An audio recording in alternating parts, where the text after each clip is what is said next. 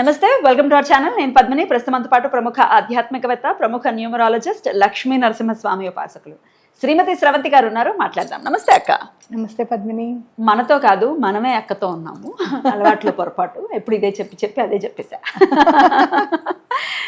వాచస్పతి వైదిక సంస్థానం చాలా అద్భుతమైనటువంటి ఒక పీఠం, అమ్మవారి పీఠంలో ఉన్నాం మనం. ఒకసారి ఈ పీఠం విశిష్టత ఒకసారి చెప్తూ, సుదర్శన నారసింహ హోమం నిర్వహించబోతున్నారు మీరు జ్యేష్ఠ పౌర్ణమికి, రేపు జూన్ 29వ తారీఖున. దాని గురించి కూడా ఒకసారి చెప్పండి అక్క.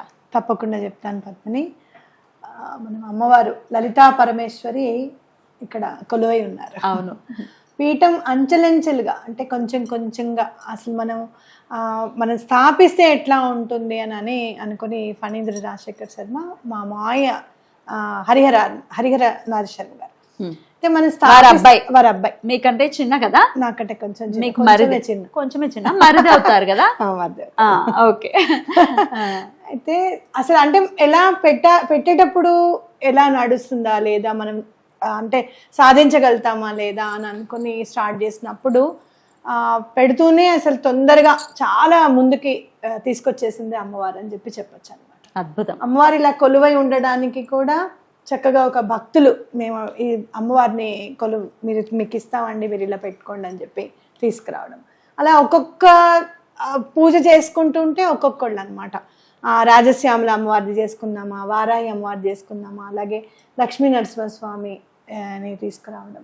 ఇలా అంచెలంచెలుగా ఒక్కొక్క అడుగు ముందుకు వేసుకుంటూ వెళ్తోంది వాచస్పతి వైదిక సంస్థ. చాలా పేర్లో ఉన్నట్టుగానే వైదికంగా చేస్తారు, చాలా నిష్ఠతో శ్రద్ధతో చేస్తారు అని చెప్పడంలో ఎటువంటి అతిశయోక్తి లేదు.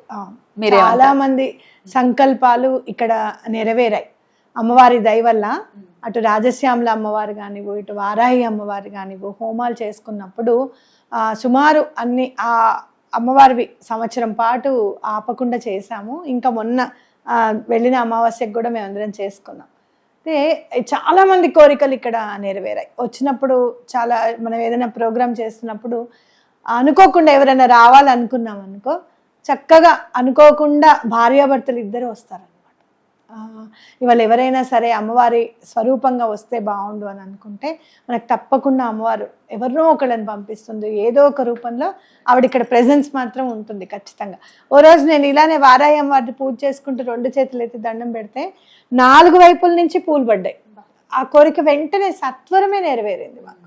అట్లా ఎలాంటి క్లిష్ట సమస్యలు అయినా కూడా ఇక్కడ పూజలు చేసుకుంటే తప్పకుండా నెరవేరుతాయని చెప్పుకోవచ్చు. జూన్ 29వ తారీఖు జ్యేష్ఠ పూర్ణిమని పురస్కరించుకుని సుదర్శన నారసింహ హోమాన్ని నిర్వహించబోతున్నారు. దాని గురించి ఒక్కసారి.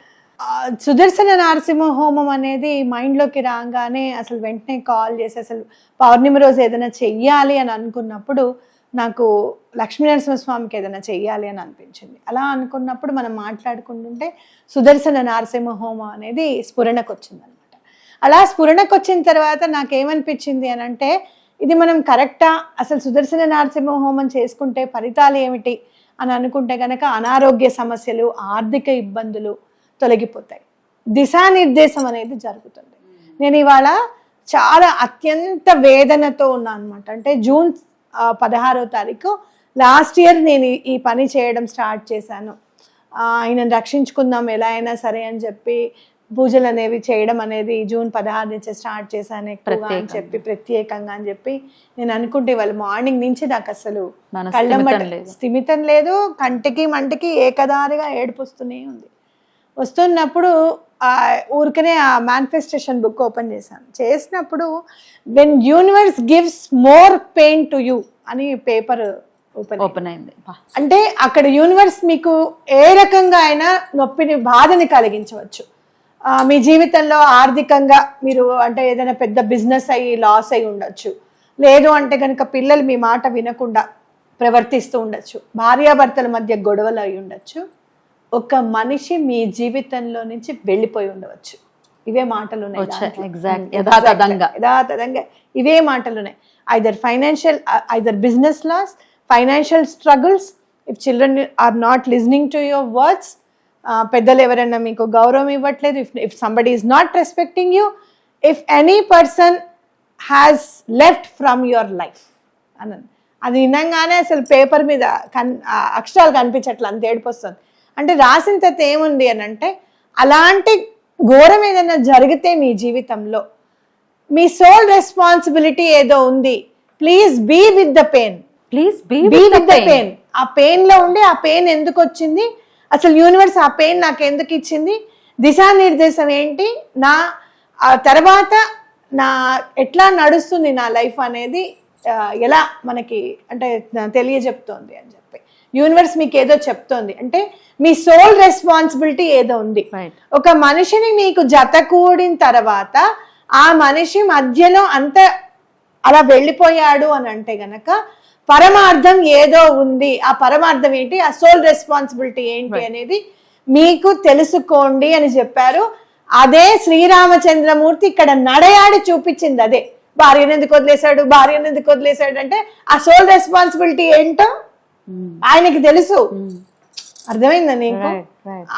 అది మనం తెలుసుకోవాలన్నమాట. ఈ సుదర్శన నరసింహ హోమం చేసుకోవడం వల్ల సుదర్శనుడి గనక మనం పూజిస్తే ఈ కర్మ అంతా కూడా తొలగిపోయి మన రెస్పాన్సిబిలిటీ ఏంటి, ఇటు సొసైటీ పరంగా ఇటు ఫ్యామిలీ పరంగా ఏంటి, అన్ని విధాల మనకు ఒక క్లెన్సింగ్ అవుతుంది అనమాట. మన మైండ్ క్లెన్స్ అయ్యి మనకు ఒక దారి కనపడుతుంది, ఒక దిశానిర్దేశం ఏర్పడుతుంది.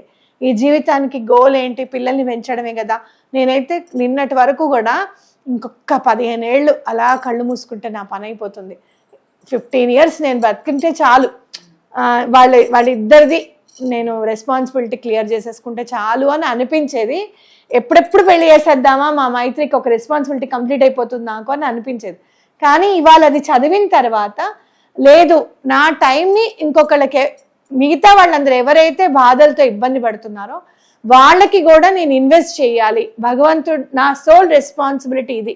అందుకే నేను న్యూమరాలజీ నేర్చుకున్నాను. అందుకే ఇప్పుడు వైదికంగా ఇన్ని పూజలు ఇవి అన్ని ఏదైనా చెప్పాలి అని అంటే దాన్ని వివరంగా తెలుసుకొని చెప్పడం నాకు అలవాటు. చదివిన తర్వాత చెప్దాము అని అది మనం అంత తీసుకొచ్చాడు భగవంతుడు అంటే మన రెస్పాన్సిబిలిటీ ఏదో ఉందని నాకే ఇవాళ స్ఫురణకు వచ్చింది.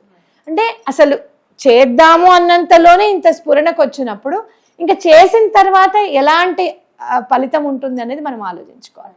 కాబట్టి సుదర్శన నరసింహ హోమం చేసుకుంటే కర్మ క్లెన్స్ అవుతుంది, గోల్ రీచ్ అవ్వడానికి మనకి హెల్ప్ అవుతుంది.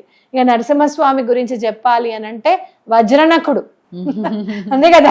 100% వజ్రము అంటే దేన్నైనా సరే పెకిలించేస్తుంది అని అర్థం. అలాంటి వజ్రనకుడు ఎలాంటి ప్రాబ్లమ్స్ అయినా సరే పీక్ అవతల పడేస్తాడు, ఏం బాధ లేదు. మృత్యునైనా సరే, మృత్యుకే మృత్యు టైం, ఇంకా అలాంటిది ఇంకేం కావాలి. కాబట్టి దండం పెట్టుకోండి, తప్పకుండా ఎలాంటి ప్రాబ్లమ్స్ అయినా క్లియర్ అవుతాయి హోమం చేసుకుంటే. అద్భుతం. మరి ఈ హోమంలో మీరు కూడా పాల్గొనొచ్చు. మీ గోత్రనామాలు ఇవ్వాలి అనుకునేవారు స్క్రీన్ మీద కనిపిస్తున్నటువంటి నంబర్స్కి కాంటాక్ట్ చేయండి. ప్రపంచంలో ఎక్కడున్నా కూడా చక్కగా మీ సంకల్పయుక్తంగా ఇక్కడ కార్యక్రమం చాలా చాలా వైదికంగా జరిపిస్తారు.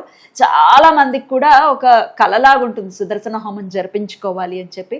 సామూహికంగా చేయించుకునేటటువంటి హోమాలకి అత్యంత ఫలితం ఉంటుంది అనేది శాస్త్ర వచనం. సో ఖచ్చితంగా అందరూ పాల్గొనేటటువంటి ప్రయత్నం చేయండి. చాలా అద్భుతమైనటువంటి కార్యక్రమాన్ని సంకల్పించుకున్నారు.